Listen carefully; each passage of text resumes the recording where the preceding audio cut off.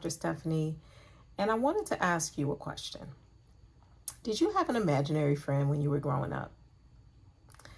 I did not have an imaginary friend when I was growing up, but my sister did, and her imaginary friend's name was Doobie.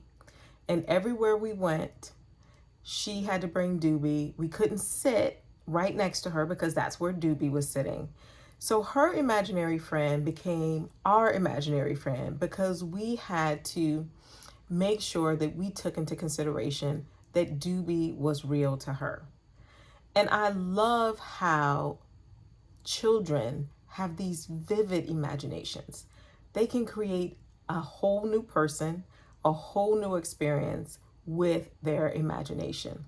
And they can bring you into that experience because of the power of their imagination.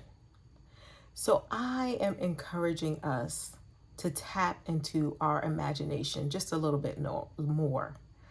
With life, with adulting, with responsibilities, I feel like our imagination, I know mine does, gets pushed down, and all of the rational mind gets pushed up because we have to think, we have to process, we have to plan, we have to strategize. But we still need to use our imaginations because our imagination ignites our passion. When I think about the things that I'm most passionate about, I think about the things that I've dreamed of, that I create. That's where my passion is. When I'm creating something that has never existed before, my passion is at an all-time high. When I think about doing something that's very routine and mundane, my passion is at an all-time low. So think about it for yourself. When are you most passionate? I think that we are most passionate when we are using our imagination. What is it that you are imagining these days? Imagination is powerful because I believe as we imagine, so we become.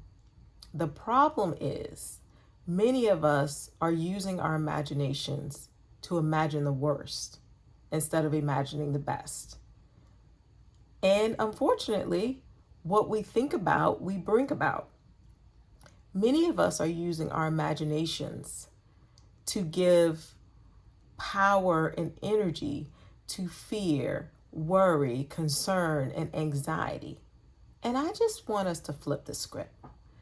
Let's think back to when we were children and we used to imagine the wildest, the most fun, the most outrageous things possible.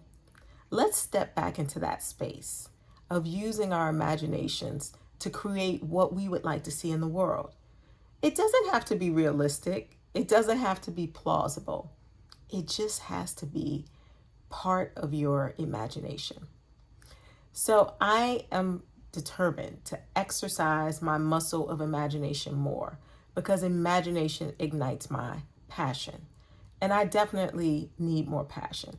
Passion is the thing that makes life exciting and invigorating and wonderful and joyful and just all of those good things that gives us tingles up and down our spines. So there are lots and lots of different ways to strengthen the muscle of our imagination.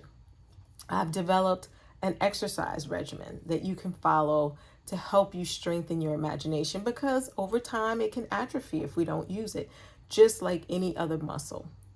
So I hope you'll join me on this fun adventure of using our imagination and creating something that doesn't exist with our minds.